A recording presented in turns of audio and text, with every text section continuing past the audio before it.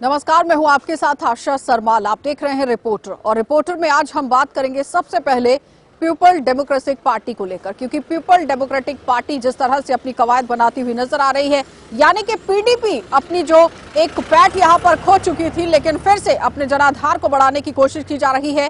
इसी को लेकर आज बातचीत होगी, क्योंकि आज पीडीपी की तरफ से एक अहम बैठक यहां बुलाने की कोशिश की गई, जिसकी अध्यक्षता महबूबा मुफ्ती कर रही थी, और अहम खुलासे जो है वो आज हो सकते थे, और किन पर पूरी तरह से चर्चा करने की कोशिश की गई है। सीधे चलेंगे अपने सहयोगी के पास। तजम्मुल की खास बातचीत हुई है महबूबा मुफ्ती से, क्या कुछ उनका कहना है, जरा वो देख लीजिए।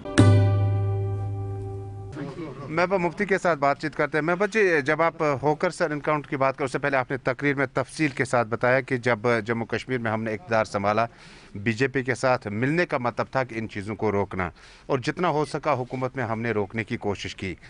अब आज की डेट में अब आगे कैसे बढ़ा जा सके? ये मामला तो रुकते नहीं है, कुछ और भी मामला, कुछ और डेवलप्स होते हैं, तो पीडीपी का स्टैंड जो है वो क्या वैसा ही रहेगा? नहीं, देखिए, हमारा स्टैंड तो बहुत क्लियर है कि जम्मू कश्मीर को आप बंदूक के बलबूते पे ज़ेर नहीं कर सकते। आखिर आप कब तक लोगों को डरा के, धमका के, थाने का, पुलिस का, आर्मी का रौब दिखा के उनको चुप कराएंगे?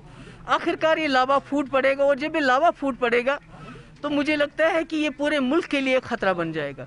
इसलिए अभी भी वक्त है कि दिल्ली वाले सुधर जाएं, संभल जाएं, जाग जाएं, और इस किस्म के जो जालिमाना हरकतें होती हैं, जो वाक़यात होते हैं, उनकी सामले। और ख़ासकर ये जो HMT में जो ये हादसा हुआ, जिसमें उनके लवाहिकीन का कहना है, माँ बाप का कहना है कि ये बच्चे मिलिटेंसी के साथ जुड़े हुए नहीं थे, बल्कि आम नौजवान थे, स्टूडेंट्स थे, इनको जानबूझ के नकली एनकाउंटर में मारा गया। तो अब अगर वो घर वाले उनकी लाशें मांगते हैं, तो इन्वेस्टिगेशन जब हो जाए तब हो जाए। इन्वेस्टिगेशन होना तो बहुत ज़रूरी है, पर तब तक, क्योंकि अभी तो साबित नहीं हुआ कि वो मिलिटेंट है। वो तो आर्मी वाले कह रहे हैं, उन्होंने तो अमशीपोरा में भी कहा था वो मिलिटेंट है, मगर बाद में तो पता चला वो मिलिटेंट नहीं है। तो इसलिए अभी कम से कम ये जो इनकी मैयतें हैं वो घर वालों को वापस की जानी चाहिए, ताकि वो उसका अपने हिसाब से उनके आखिरी रसूमात अदा कर सके, और माँ बाप, भाई बहन उनका चेहरा देख सकें। इतना तो मुझे लगता है इनको करना चाहिए। वहीं पार्टी की अब सियासी तकरीबन जो है गहमा गहमी शुरू हो गई है। हाजी साहब ने ज्वाइन किया है। किस तरह से आप देखते हैं कि रफियाबाद में काफ़ी टाइम से आपकी पार्टी जो है जावेद डार से लेकर दिलावर साहब के फर्जन तक काफ़ी उभरी थी, ये अचानक इतनी बड़ी तब्दीली आने के बाद आप किस तरह से वहाँ का अपनी पार्टी का मुस्तकबिल देखते हैं?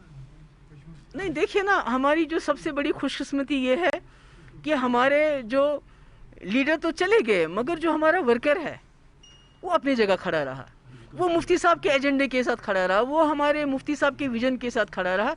क्योंकि जो पीडीपी का एजेंडा है, मेरे ख्याल में किसी जमात ने इतने कम वक्त में अपने एजेंडे पे अमल करके नहीं दिखाया। जैसे मुफ्ती साहब ने कहा था जब पीडीपी बनी थी कि मैं हिंदुस्तान पाकिस्तान की बात कराऊंगा, मैं रास्ते खोल दूंगा, मैं टास्क फोर्स ख़त्म करूंगा, मैं पोटा ख़त्म करूंगा, मैं इखवानियों का जो वो एक राज था वो ख़त्म करूंगा। तो उनने करके दिखाया।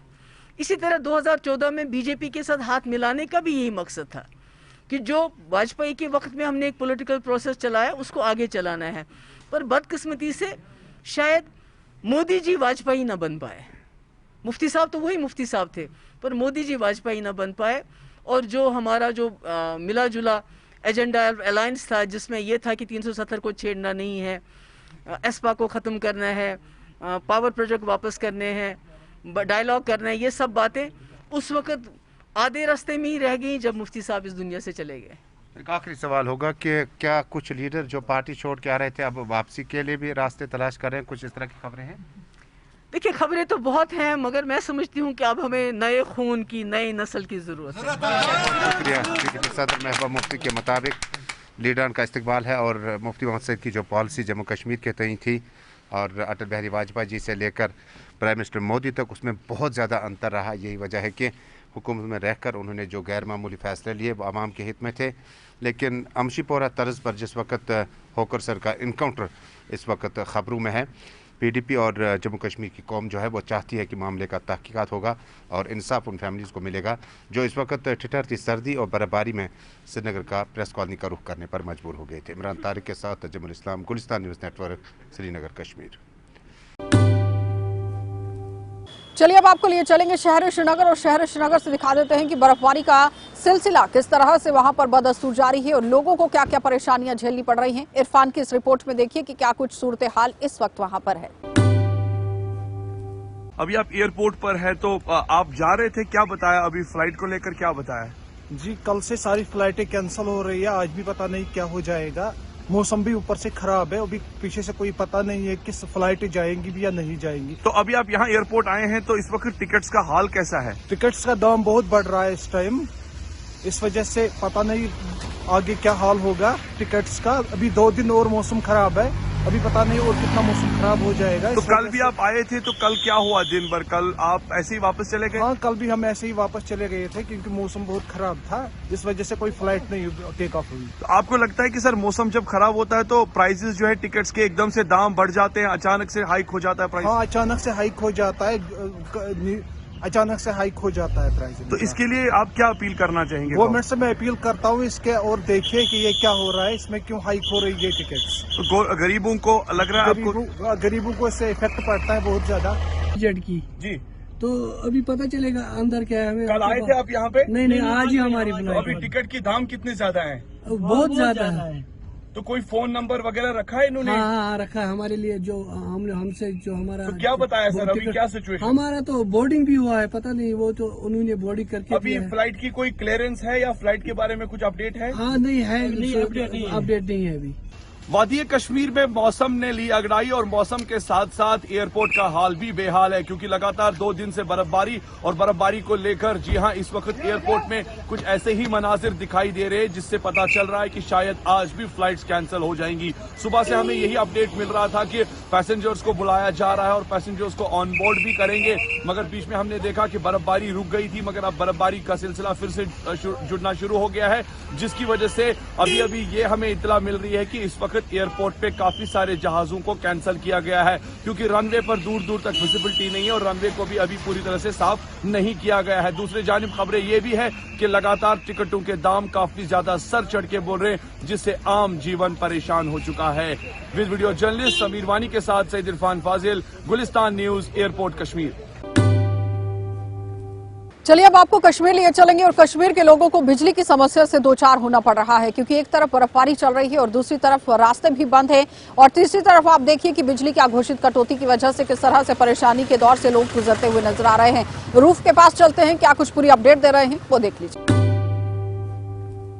सर्दियों के मौसम में अगर जम्मू कश्मीर की आवाम, खासकर कश्मीर की आवाम की बात करें तो पावर सप्लाई में उनको दिक्कत है, पावर सप्लाई ज़्यादा नहीं मिल रही है, और हर बार हम ये सुनते आ रहे हैं कि डिपार्टमेंट इस पे काम कर रहा है और इसको बेहतर करने के लिए कोशिशें की जा रही है। अभी की बात करें बर्फबारी जो अभी हो रही है, कल से बर्फबारी हो रही है, मगर कई इलाकों से शिकायतें इस तरह आ रही है कि पावर जो है वो रेस्टोर नहीं हुआ है। उन शहर श्रीनगर के कुछ इलाकों से भी लोग शिकायतें कर रहे हैं, उनको पावर सप्लाई नहीं मिल रही है। अस्पतालों में भी लोग जो है वो वहाँ पर शिकायतें कर रहे हैं। हमारे साथ सुप्रिंटेंडेंट इंजीनियर है जो पीडीडी का श्रीनगर बडगाम के हैं, उनसे हम जानने की कोशिश करेंगे क्यों पावर सप्लाई में जो दिक्कत हो रही है, क्या जो हर बार डिपार्टमेंट कह रहा है या एडमिनिस्ट्रेशन कह रही है कि बेहतर बनाने की कोशिश की जा रही है, बेहतर कब बनेगा?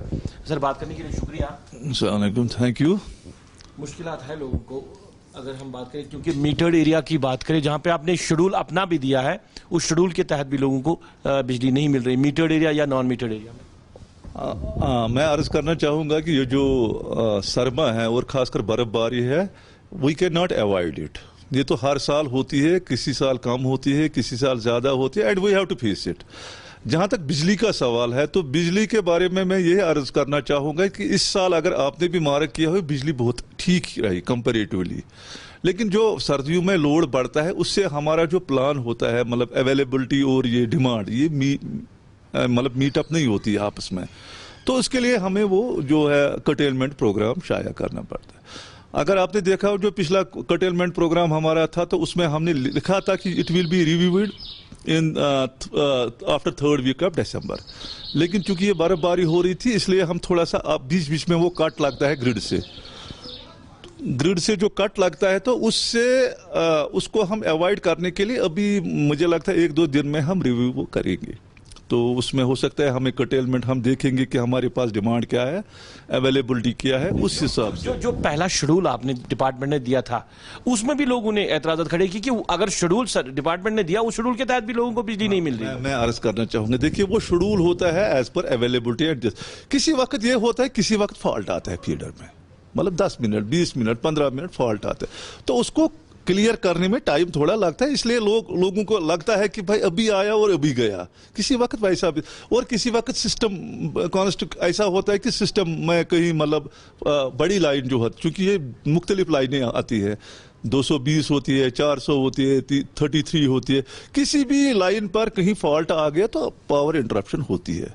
तो मुझे लगता है फिर भी अगर आप देखेंगे कि पिछले साल की नस्बत इस साल आपने अच्छी बिजली। शहरी श्रीनगर की बात करें, मुख्तलिफ इलाकों से लोग शिकायतें कर रहे हैं, आपके डाउनटाउन शहरी खास से लोग शिकायतें कर रहे हैं, अस्पतालों में बिजली जो है वहाँ पे कंटेनमेंट ज़्यादा देखने को मिल रही है। ये शहरों का हाल है। जो दूर दराज गाँव के लोग रहने वाले हैं वो बेचारे भूल ही जाते हैं कि विंटर में कहीं बिजली होती है। इसमें सर अर्ज करना चाहूँगा, जो श्रीनगर में है, श्रीनगर में आपको जो मीटर्ड एरिया है, मीटर्ड एरिया में हम 1.5 घंटा 3 स्लॉटों में 4.5 घंटे, जहां हमारे कंस्ट्रेंट नहीं होगा, मतलब स्टेशन भी ठीक होगा, 33 लाइन ग्रिड में कोई, वहां हम 4.5 घंटे की कटेलमेंट कर, और जहां अनमीटर्ड है वहां हम 6 घंटे की करते हैं।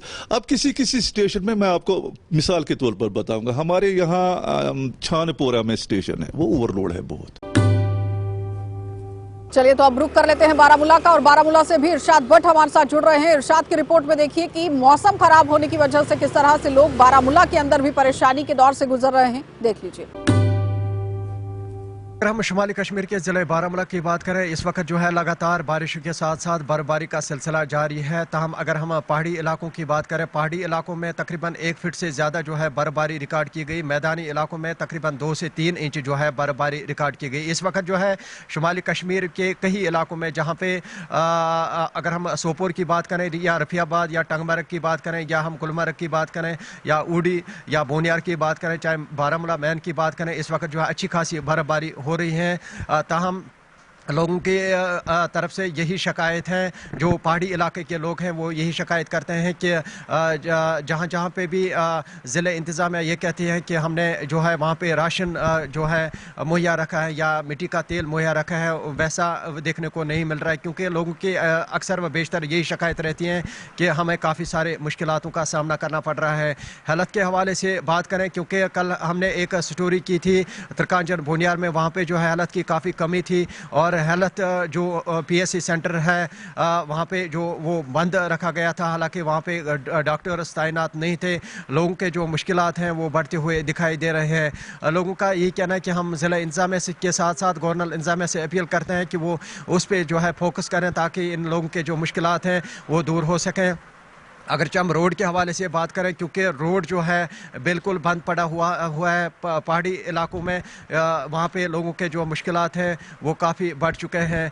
और इसके साथ साथ अगर देखा जाए, इस वक्त भी जो है अच्छी खासी बर्फबारी हो रही है। तो अगर हम R&B की बात करें, या हम जो मैकेनिकल डिपार्टमेंट है उसकी बात करें, उन्होंने जो है अपने मशीनरी जो हैं वो मुहैया रखी हैं, ताकि जहाँ जहाँ पे भी लोगों के मुश्किलात हैं उनको दूर करने में जो है मशीनरीज लगी हुई हैं। और इसके साथ साथ अगर देखा जाए, यहाँ पे इस वक्त जो है लगातार बारिश के साथ साथ बर्फबारी का सिलसिला जारी है। मुश्ताक लोन के साथ मैं इरशाद भट्ट, गुलिस्तान न्यूज़, बारामूला कश्मीर। लगातार दूसरे दिन भी बर्फबारी जिला बडगाम में भी जारी है। इस वक्त का सूरत हाल ये है कि जो मेन सड़कों से जो है बर्फ हटा दी गई है, हालांकि जो इनर लिंक्स है वो अभी भी बंद है।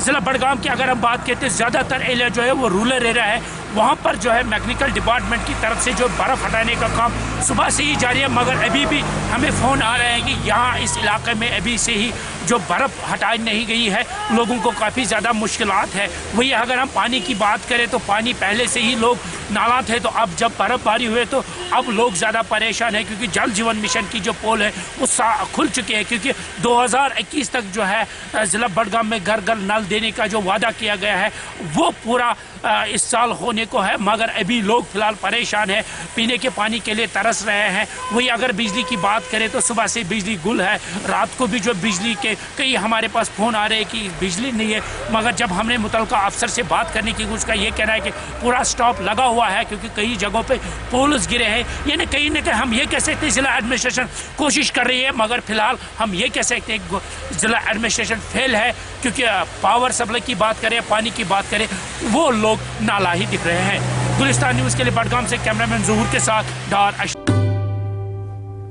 लगातार कल से तो बर्फबारी हो रही है, वहीं पे तो लोगों की अगर बात करें, लोग तो बहुत खुश है क्योंकि अगर बर्फबारी ना होती तो यहाँ पे बहुत सारे मुश्किलातों का सामना करना पड़ता है। वहीं पे अगर यहाँ लिंक रोड्स की बात करें, लिंक रोड्स तो अभी बंद है क्योंकि फिसलन की वजह से वहाँ पे गाड़ियों को आने और जाने में बहुत सारी मुश्किलातों का सामना करना पड़ता है। वहीं पे अगर नेशनल हाईवे की यहाँ पे बात करें, नेशनल हाईवे को यहाँ पे तो ओपन कर दिया गया है, मगर लिंक रोड्स पे अभी फिसलन वजह से लोगों को मुश्किलातों का सामना करना पड़ता है। राही निसार, गुलिस्तान न्यूज़, पटन। चलिए अब आपको लिए चलेंगे जिला राजौरी, और राजौरी से भी जमशेद मलिक हमारे साथ जुड़ रहे हैं क्योंकि मूलभूत सुविधाओं के अभाव की वजह से लोगों ने आज यहां पर भी धरना प्रदर्शन किया है। सड़कों की सुविधा इन्हें नहीं दी जा रही है, क्या कुछ पूरी जानकारी है वो देख लीजिए। जम्मू कश्मीर में हुए म्यूनसिपलिटी के इंतखाबात में लोगों को काफ़ी उम्मीदें थी कि इंतखाबात के बाद उनकी जो मुश्किलात हैं उनको हल किया जाएगा। और इस वक्त हम खड़े हैं नौशहरा के वार्ड नंबर 3 शिवनगर में। यहाँ की सड़कें जो अंदरूनी हैं इनकी बहुत ज़्यादा खस्ता हालत है। इन पे बात करने के लिए हमारे साथ कुछ मकामी लोग हैं और उनके साथ साथ एक वो हैं जिन्होंने इलेक्शन में भी हिस्सा लिया था। मंटी जी, आपने इलेक्शन में भी हिस्सा लिया, मगर आज 3 साल करीब होने लगे म्यूनसिपलिटी के इलेक्शन हुए आज तक यहाँ की खस्ता हालत क्या कारण है? जमशेद जी, सबसे पहले बहुत बहुत शुक्रिया आपका और गुलिस्तान चैनल का जो कि एक इस इलाके में हमारे पास पहुंचे हैं, क्योंकि ये इलाका बहुत ही ये लोग जहाँ के लोग गरीब लोग रहते हैं। सबसे बड़ी वार्ड नंबर 3 है, शिवनगर रहता है। बड़ी लोगों को उम्मीदें थी कि म्यूनसिपल के इलेक्शन होंगे, कुछ सरकार बनेगी, नए चेहरे सामने आएंगे, लोगों को उम्मीदें थी कामों की। लेकिन हंसी आती है सर मुझे इन चीज़ों पर कि लोगों के साथ एक फ्रॉड किया गया। मतलब कि वादे किए गए, वादे करके भी वो लोग आज दिन तक इन लोगों के पास नहीं पहुंचे जिन लोगों ने बड़े बड़े वादे किए थे कि आपकी गलियां बनेंगी, आपके मकान पक्के बनेंगे, आपके बीपीएल इलेक्शन कार्ड बनेंगे, और तो और हर चीज़ों को उन्होंने वादा किए थे। हेड पंप लगाएंगे, ये करेंगे, हेड पंप, लाइटें, स्विच टूटे हुए हैं, बोर्ड टूटे हुए हैं, बड़े बड़े पोल जो हैं उनमें खंभों में तारें टूटी हुई हैं। गलियों की इतनी खस्ता हालात है। बारिश के दिनों में ये लोग अपने बच्चे जो हैं गलियों में नहीं यहाँ पे खड़े होने देते, क्योंकि कीचड़ इतना है, कोई ना कोई हादसा हो सकता है। स्कूल बच्चे नहीं जा सकते, बुजुर्ग नहीं जा सकते, पानी नहीं ला सकते, राशन नहीं ला सकते। इतनी परेशानी लोगों को होती है। शिवनगर नौशहरा वार्ड नंबर 3 का इलाका पड़ता है। यहाँ पे रोड की इतनी खस्ता हालत है सर, इतना हैरानगी होती है। म्यूनसिपलिटी में इतने फंड्स आए हैं, इतने फंड आए हैं, BADP के फंड, 14 हाउसिंग के फंड आ रहे हैं, ना जाने वो फंडों का किस तरीके से इस्तेमाल किया जाता है। हालांकि बहुत दावे किए जाते हैं कि हम टेंडर लगा रहे हैं, ये काम आता है 10 लाख का टेंडर लगाया जाता है, 2 लाख का भी काम जो है वो भी 6-6 महीने साल वो आधार में लटका रहता है। काम लोगों के नहीं हो रहे हैं, फिर इलेक्शन करवाने का क्या फ़ायदा था। गरीब जनता, मेरे बच्चे छोटे छोटे हैं, गलियों में जो है खज्जल हो रहे हैं, उनकी इतनी समस्या है। कम से कम सरकार को चाहिए कि अगर कोई नुमाइंदे जीत के सामने आए हैं उनको कम से कम देखना चाहिए कि उन वार्डों में कितने काम हुए हैं, कहाँ हुए हैं, किसको ज़रूरत है। वही गलियां पक्की हो रही हैं, उनकी टाइलें हो रही हैं जो गलियां जो हमेशा पहले से पक्की थी। कुछ और लोग भी हमारे साथ, एक खातून है, इनसे जानेंगे कदू रोड बनी सी, कितनी मुश्किलों से इस रोड न बनने ने आनी। 2003 विच बड़ा ब्याह होया, इत्थे मैं आई हां ते इत्थे गली नहीं सी, इत्थे गैल सी, ते गैल विचों जिला लंघने सा ना ते चिक्कड़ ऊपर तक उठना सी। असां लोकां 500-500 रुपया बाइक है, 100 बाया, कुछ 200 बाया, 500 बाया, कुछ 1000 बाया लाई क्या ट्रालियां मिट्टियां दा पत्थर असां अपोस्ट आए। म्यूनसिपल कमेटी वाले असें कख नहीं करी दिता। उस तो बाद एक साहब बिचू कोई चंगे आए सर, उन्होंने मिगी 3000 रुपया दिता सी कि तू बनवाई है, लै चैक तुहाडे नाम 3000 रुपया तू जेदा कढाई लै, उन्होंने दिता सी। वो कोई इत्थों 2 साल पहले नहीं गल है। उस तो बाद असें कोई 10 बारी JCP लाई रहे हैं। महल्ले लोग सारे जेह्ड़े नौकरियां वाले वो भी ते जेह्ड़े ध्याड़ियां वाले वो भी ते जेह्ड़े आपूं कुड़ी जनानियां लोकां ने घर जूठे भांडे जाइदा मांजनियां ते शामी आह्ली बच्चें गी पाले, उन्होंने भी पैसे पाए। बाई कहता आनी कहता ये गलियां ठीक कराइयां। मुड़ ते इन्ना असां ये गल आई है कि इलेक्शन होसनगे ते तुसें अस गली बनाई इलेक्शन होए, जेह्ड़े वार्ड मेंबर जीते उन्होंने घरै दियां गलियां पक्कियां होई हैं, असां दी गलियां कोई नहीं पक्कियां। ये तो हमारे दरअसल शिवनगर वार्ड नंबर 3 के लोग जिनकी तरफ से शिकायत की गई है कि म्युनिसिपैलिटी के इलेक्शन में इनके साथ बड़े बड़े वादे जरूर किए गए, मगर जमीनी सतह पर हालात आज बिल्कुल उसके अलग नजर आते हैं। जहां चीकड़ नजर आता है, लोगों को गुजरने में भी काफी मुश्किलात का सामना करना पड़ता है। हालांकि बड़ी बात इनकी तरफ से ये भी कही गई है कि इन्होंने चंदा जमा करके इस मोहल्ले के लोगों ने इस रोड की खुदाई की और इस पे मिट्टी डाली, मगर म्युनिसिपैलिटी की तरफ से इस पे आगे कोई काम नहीं किया गया, जिससे इन लोगों को आज भी कई किस्म की मुश्किलात का सामना करना पड़ता है। चलिए अब आपको जिला उधमपुर लिए चलेंगे और उधमपुर में भी दिखा देते हैं कि किस तरह से सूरत हाल यहाँ पर बने हुए हैं। हमारे संवाददाता आशीष दत्त हमें रिपोर्ट दे रहे हैं, देखिए।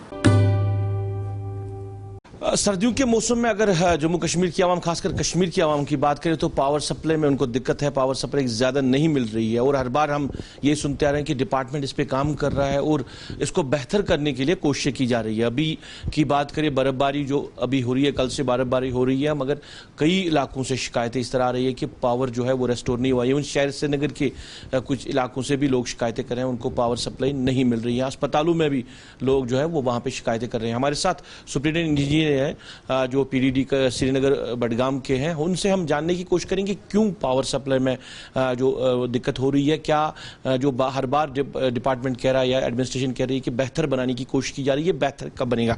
सर, बात करने के लिए शुक्रिया। Thank you. मुश्किलात है लोगों को अगर हम बात करें, क्योंकि मीटर्ड एरिया की बात करें जहां पे आपने शेड्यूल अपना भी दिया है, उस शेड्यूल के तहत भी लोगों को बिजली नहीं मिल रही, मीटर्ड एरिया या नॉन मीटर्ड एरिया में। मैं अर्ज करना चाहूँगा कि ये जो सरमा है और खासकर बर्फबारी है, we can not avoid it. ये तो हर साल होती है, किसी साल कम होती है, किसी साल ज़्यादा होती है, and we have to face it. जहाँ तक बिजली का सवाल है तो बिजली के बारे में मैं ये अर्ज करना चाहूँगा कि इस साल अगर आपने भी मार्क किया हो, बिजली बहुत ठीक रही कंपेरेटिवली, लेकिन जो सर्दियों में लोड बढ़ता है उससे हमारा जो प्लान होता है, मतलब अवेलेबिलिटी और ये डिमांड, ये मतलब मीटअप नहीं होती है आपस में, तो उसके लिए हमें वो जो है कटेलमेंट प्रोग्राम शाया करना पड़ता है। अगर आपने देखा जो पिछला कटेलमेंट प्रोग्राम हमारा था तो उसमें हमने लिखा था कि it will be reviewed in after 3rd week of December, लेकिन चूंकि ये बर्फबारी हो रही थी इसलिए हम थोड़ा सा बीच बीच में वो कट लगता है ग्रिड से जो कट लगता है तो उससे उसको हम अवॉइड करने के लिए अभी मुझे लगता है 1-2 दिन में हम रिव्यू करेंगे। तो उसमें हो सकता है हमें कटेलमेंट, हम देखेंगे कि हमारे पास डिमांड क्या है, अवेलेबिलिटी क्या है, उस हिसाब से। जो पहला शेड्यूल आपने डिपार्टमेंट ने दिया था उसमें भी लोगों ने एतराज़ात खड़े की कि अगर शेड्यूल डिपार्टमेंट ने दिया, उस शेड्यूल के तहत भी लोगों को बिजली नहीं मिल रही। मैं अर्ज करना चाहूंगा, देखिए वो शेड्यूल होता है एज पर अवेलेबिलिटी एडजस्ट। किसी वक्त ये होता है, किसी वक्त फॉल्ट आता है फीडर में, मतलब 10 मिनट 20 मिनट 15 मिनट फॉल्ट आता है, तो उसको क्लियर करने में टाइम थोड़ा लगता है, इसलिए लोगों को लगता है कि भाई अभी आया और अभी गया। किसी वक्त वैसा भी, और किसी वक्त सिस्टम ऐसा होता है कि सिस्टम में कहीं मतलब बड़ी लाइन जो है, चूंकि ये मुख्तलिफ लाइनें आती है, 220 होती है, 400 होती है, 33 होती है, किसी भी लाइन पर कहीं फॉल्ट आ गया तो पावर इंटरप्शन होती है। तो मुझे लगता है फिर भी अगर आप देखेंगे कि पिछले साल की नस्बत इस साल आपने अच्छी बिजली। शहरी श्रीनगर की बात करें, मुख्तलिफ इलाकों से लोग शिकायतें कर रहे हैं, आपके डाउनटाउन शहरी खास से लोग शिकायतें कर रहे हैं, अस्पतालों में बिजली जो है वहाँ पे कंटेनमेंट ज़्यादा देखने को मिल रही है। ये शहरों का हाल है, जो दूर दराज गाँव के लोग रहने वाले हैं वो बेचारे भूल ही जाते हैं कि विंटर में कहीं बिजली होती है। इसमें सर अर्ज करना चाहूँगा, जो श्रीनगर में है, श्रीनगर में आपको जो मीटर्ड एरिया है, मीटर्ड एरिया में हम 1.5 घंटा 3 स्लॉटों में 4.5 घंटे, जहां हमारे कंस्ट्रेंट नहीं होगा, मतलब स्टेशन भी ठीक होगा, 33 लाइन ग्रिड में कोई, वहां हम 4.5 घंटे की कटेलमेंट कर, और जहां अनमीटर्ड है वहां हम 6 घंटे की करते हैं। अब किसी स्टेशन में मैं आपको मिसाल के तौर पर बताऊंगा, हमारे यहाँ छानपोरा में स्टेशन है, वो ओवरलोड है बहुत, वहां ये पैटर्न हम फॉलो नहीं कर पाते। बाग माताब हमारा स्टेशन एक है, वहां भी ऐसी प्रॉब्लम है, ये पैटर्न हम फॉलो नहीं कर पाते हैं, क्योंकि वहां लोगों को इससे ज्यादा होती है। जहां तक हॉस्पिटलों का सवाल है, हॉस्पिटल को हम एसेंशियल सर्विस देते हैं। आपके यहाँ लालदद है, आपका यहाँ बोन एंड जॉइंट हॉस्पिटल है, SMHS है, जो भी है, सोवरा है, उनको डेडिकेटेड ऑलरेडी फीडर्स है, उनको कोई परेशानी नहीं आती। हाँ, किसी वक्त मोमेंटली 10-15 मिनट के लिए कभी होता है तो उस वक्त बैकअप वो चलाते हैं। चलिए, तो आपने देखा कि आशीष एक दूरदराज के गांव में पहुंचे हैं जहां पर एक बुजुर्ग महिला है और 2 बच्चे हैं और साथ ही साथ अपने बेटे के साथ ये गुजर बसर कर रही है, लेकिन अभी तक प्रशासन की तरफ से कोई भी नुमाइंदा यहां तक नहीं पहुंच पाया है और ना ही इनकी कोई मदद करने की कोशिश की गई। लेकिन सवाल यहां पर यह है कि दूरदराज के इलाकों में लोग आज भी मूलभूत सुविधाओं से वंचित दिख रहे हैं और बहुत बड़ा सवाल यहां पर यह है कि किस तरह से काम होता हुआ नजर आ रहा है, क्योंकि हम जो दावे और वादे करते हैं क्या उन पर खरा उतरते हैं, ये बड़ा सवाल रहता है। सांबा में 3 दिन पहले विवाहिता पल्लवी गुप्ता की संदिग्ध परिस्थितियों में मौत हो जाने के बाद सांबा पुलिस ने कार्रवाई को आगे बढ़ाते हुए मामला दर्ज किया और लगातार बड़े स्तर पर इन्वेस्टिगेशन शुरू कर दी और धारा 174 के तहत मामला दर्ज कर विवाहिता पल्लवी गुप्ता के पति अभिषेक बड़ियाल और उसके पूरे परिवार को सांबा पुलिस ने डिटेन किया और उनसे अब लगातार पूछताछ की जा रही है। और मैं आपको बताना चाहता हूं कि जब विवाहिता पल्लवी गुप्ता की संदिग्ध परिस्थितियों में मौत हुई, उसका शव जो है वो जिला अस्पताल सांबा में पहुंचाया गया और उसके बाद पल्लवी गुप्ता के मायके वालों ने लगातार एक बड़ा प्रदर्शन किया अभिषेक बड़ियाल और उनके पूरे परिवार के खिलाफ और आरोप लगाए गए हत्या के परिवार पर और उसी के साथ साथ अभिषेक बड़ियाल जो कि पल्लवी गुप्ता का पति है। तो लगातार जो उनके द्वारा रोष प्रदर्शन किया गया और उन्होंने ये भी कहा कि हमें इंसाफ चाहिए, हमें जस्टिस चाहिए, क्योंकि अगर विवाहिता पल्लवी गुप्ता की बात करें तो 2 साल पहले ही अभिषेक बड़ियाल के साथ शादी हुई थी, लेकिन जिस तरह से अब ये पूरा मामला निकलकर सामने आया है तो कहीं ना कहीं जो पल्लवी गुप्ता के मायके वाले हैं वो लगातार आरोप लगा रहे हैं कि ये हत्या का मामला है, ये सुसाइड का मामला नहीं है। तो जिस तरह से पहली शुरुआती दौर में ये जो केस था ये 174 के तहत आगे बढ़ाया गया सांबा पुलिस द्वारा, लेकिन अब जिस तरह से ये केस जो एक नए मोड़ पर पहुंच गया है और अब जो इन्वेस्टिगेशन सांबा पुलिस द्वारा की जा रही है ये अब की जा रही है धारा 304B IPC के तहत। यानी अगर इस धारा की बात करें 304B IPC की, तो इसमें साफ तौर पर जो अपराध हैं वो गिने जाते हैं क्रुएल्टी, डॉरी और उसी के साथ साथ हरासमेंट का। तो अब ये धारा 304B IPC के तहत मामला दर्ज कर अब इन्वेस्टिगेशन जो है वो की जा रही है और लगातार पल्लवी गुप्ता के पति अभिषेक बड़ियाल से पूछताछ की जा रही है, उसी के साथ साथ उनके परिवार वालों से भी पूछताछ की जा रही है। वहीं इस केस में हमने SSP सांबा राजेश शर्मा जी से भी बात की तो उन्होंने साफ तौर पर कहा कि इन्वेस्टिगेशन लगातार बड़े स्तर पर की जा रही है और इंतजार किया जा रहा है कि पोस्टमार्टम की रिपोर्ट कब आती है और पोस्टमार्टम की रिपोर्ट के आधार पर ही ये धाराएं आगे बदल भी सकती हैं, क्योंकि कहीं ना कहीं अभी विसरा की रिपोर्ट आने में जो है वो थोड़ा वक्त लगता है और अब देखना यह है कि कब ये रिपोर्ट आती है। लेकिन कहीं ना कहीं ये जो धाराएं लगाई गई हैं, जिस तरह से पूछताछ की जा रही है, उसी पूछताछ के आधार पर यह धारा 174 से अब बदलकर 304B हो चुकी है, जिसमें क्रुएलिटी यानी आप ये कह सकते हैं कि जालिमपन आप इसमें कह सकते हैं, हरासमेंट कह सकते हैं और दहेज की मांग, इस तरह की जो अपराध है ये इस धारा में काउंट किए जाते हैं। और मैं ये भी इसमें आपको बताना चाहता हूँ ये धारा तब लगती है क्योंकि अगर बात करें जिस तरह से 2 साल पहले इनकी शादी हुई थी अभिषेक बड़ियाल और पल्लवी गुप्ता की, तो जब तक 7 साल शादी के नहीं हो जाते और अगर 7 साल पहले इस तरह का वाकया पेश आता है तो उसमें धारा 304B IPC के तहत ही मामला दर्ज किया जाता है, जो मैंने आपको बताया क्रुएल्टी, हरासमेंट और दहेज की मांग। तो इसी के तहत मामले की कार्रवाई को आगे बढ़ाया गया है। लगातार जो है वो पुलिस बयान भी इनके फैमिली के मेंबर्स के दर्ज कर रही है, लेकिन कहीं ना कहीं आज भी पल्लवी गुप्ता का परिवार इंसाफ चाहता है, जस्टिस चाहता है और उनका साफ तौर पर कहना है कि हमें इसमें फेयर तरीके से इंक्वायरी चाहिए क्योंकि उनकी बेटी का कत्ल हुआ है, ये परिवार वालों का कहना है। लेकिन जब तक पोस्टमार्टम की रिपोर्ट सामने नहीं आती तब तक कुछ भी कहना मुश्किल है। लेकिन धारा 304B IPC के तहत अब अभिषेक बड़ियाल और उनकी पूरी फैमिली के ऊपर ये केस जो है वो दर्ज किया गया है और इसी केस के तहत अब कार्रवाई आगे बढ़ाई जा रही है। इंतजार करना होगा कि पोस्टमार्टम की रिपोर्ट क्या कुछ कहती है और उसमें क्या कुछ खुलासे होते हैं। उसी के बाद जो सांबा पुलिस है वो किसी नतीजे पर पहुंच पाएगी और इसको लेकर SSP सांबा राजेश शर्मा का भी कहना है कि वो इंतजार कर रहे हैं और उसके बाद जब वो ये केस पूरा सॉल्व करेंगे तो वो पूरा ब्रीफ भी करेंगे पत्रकारों को। तो ये था अभी तक का अपडेट इस पूरी खबर का जो 3 दिन पहले सांबा में पेश हुई है, जिसमें विवाहिता पल्लवी गुप्ता की संदिग्ध परिस्थितियों में मौत हुई थी। फिलहाल के लिए ऋषि खजूरिया, जगत 24/7 न्यूज के लिए। जिला कठुआ के हीरानगर थाना क्षेत्र के अंतर्गत पड़ते डींगाम क्षेत्र से 2 तारीख को पुलिस को एक युवक का शव बरामद हुआ, जिसको लेकर पुलिस ने शव को गवर्नमेंट मेडिकल कॉलेज कठुआ लाया, जहां पर उसका पोस्टमार्टम की प्रक्रिया शुरू की गई। युवक के शव की पहचान ट्रक चालक के रूप में हुई है, जिसका ट्रक 22 दिसंबर को हीरानगर पुलिस ने पशु तस्करी के आरोप में डिंगाम क्षेत्र से पकड़ा था। अब परिजनों का आरोप है कि पुलिस कस्टडी में इस ट्रक चालक की मौत हुई है। ऐसे में पूरे प्रकरण की उच्च स्तरीय जांच की जानी चाहिए। वहीं पुलिस का इसमें दावा है कि जब 22 तारीख को पशु तस्करी के आरोप में इस ट्रक को हिरासत में लिया गया तब चालक मौके से फरार हो गया था। 22 तारीख से लेकर 2 तारीख को इस युवक का कोई पता नहीं चला और 2 तारीख को डिंगाम क्षेत्र से इस युवक की डेड बॉडी बरामद की गई है।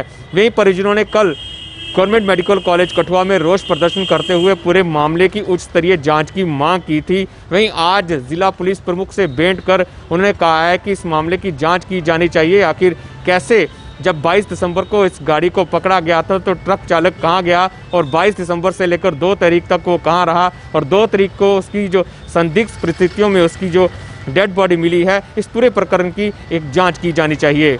कठुआ से वीडियो जर्नलिस्ट कुलदीप चौधरी के साथ सरबजीत सिंह, JK 24/7 न्यूज के लिए। चलिए अब आपको जम्मू लिए चलते हैं और जम्मू से भी दिखा देते हैं कि किस तरह से सूरत हाल मौसम को लेकर यहाँ पर बने हुए हैं, क्योंकि ज्यादातर बर्फबारी होने की वजह से रास्ता भी बंद है, नेशनल हाईवे भी बंद है, जिसकी वजह से लोगों को काफी ज्यादा परेशानियां भी झेलनी पड़ी हैं। क्या कुछ लोगों का कहना था जो लोग रास्ते में फंसे हुए थे और एडवाइजरी किस तरह से जारी करने की कोशिश जो है वो प्रशासन की तरफ से की जा रही है, वो भी देख लीजिए।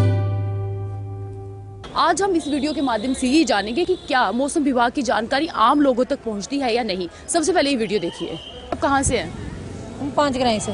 आपको पता था कि आज बारिश होने वाली है, क्योंकि मौसम विभाग द्वारा आज जानकारी दी गई थी और आने वाले 2 दिन से भी बारिश होगी? हाँ, ऐसा तो पता था, लगता लगा ऐसा। अच्छा। हाँ। मौसम विभाग की जानकारी के मुताबिक आने वाले दिनों में कुछ मौसम खराब रहेगा, इसकी जानकारी थी आपको? चलो कोई बात नहीं। हाँ, ये बहुत ज्यादा मौसम खराब हो जाएगा, 3 दिन तक बारिश आएगी। मौसम विभाग द्वारा कुछ जानकारी दी गई है कि मौसम खराब रहेगा, क्या आप लोगों तक ये जानकारी पहुँचती है? हाँ जी, जरूर पहुँचती है। कितने दिन तक मौसम खराब रहेगा? 5 तारीख तक बोल रहे हैं, 5 तारीख तक। तो आप देख सकते हैं कि पूरी जानकारी लोगों तक पहुंच रही है। आप आंटी क्या बोलेंगे? कुछ नहीं बोलेंगे, मौसम अच्छा है, अच्छा शुक्र है। और क्या, बारिश अच्छी लगती है? हाँ, अच्छी लगती है। कितने दिन तक बारिश आते हैं आप? रहे जितने भी, वैसे तो कल की बताइए ना, कल और आज के तक 2 दिन तक मौसम 2 दिन तक ही है कहते। मौसम विभाग द्वारा जानकारी दी गई आने वाले दिनों तक कुछ 2 दिन तक मौसम खराब रहेगा। जानकारी थी इसकी आपको? हाँ। तो और क्या कुछ आपको जानकारी है मौसम विभाग द्वारा जो दी जाती है? अभी नहीं पता, भी बच्चे लोग ही बोल रहे थे आज बारिश होनी है 2 बजे, तो अभी हो रही है, पता नहीं आगे। मौसम विभाग ने जानकारी दी 2 दिन तक बारिश रहेगी। अच्छा, और तो घर से बाहर मत निकलिए। बड़ी प्रॉब्लम। अच्छा, तो आपको पता है कि मौसम विभाग ने जानकारी दी है कि 2 दिन तक जो मौसम है वैसे ही खराब रहेगा? पता था? हाँ जी। तो छाता लेके क्यों नहीं निकले फिर? हाँ, छाता रखा है, इतनी भीड़ में नहीं ना। तो आपने सुना क्या कुछ लोगों का कहना है। मौसम विभाग द्वारा पूरी जो जानकारी दी जा रही है वो लोगों तक पहुंच रही है और लोगों को पता है कि आखिरकार बारिश कब होगी, कहां पर बर्फबारी होगी। तो कहीं ना कहीं हमारे मौसम विभाग जो है बहुत अच्छे से काम कर रहा है और लोगों को इन्फॉर्मेशन सही समय पर मिल रही है। यह था अभी तक का अपडेट। इसी तरह चलिए, तो आपने देखा कि किस तरह से सूरत हाल जो है वो जम्मू कश्मीर केंद्र शासित प्रदेश के अंदर बनते हुए दिख रहे हैं। एक तरफ बर्फबारी का सिलसिला है और दूसरी तरफ मूलभूत सुविधाओं से भी लोग यहाँ पर वंचित दिख रहे हैं। और तीसरी तरफ अगर हम सियासत की बात करें तो महबूबा मुफ्ती भी आप देख रहे हैं कि किस तरह से बातचीत करती हुई नजर आई हैं।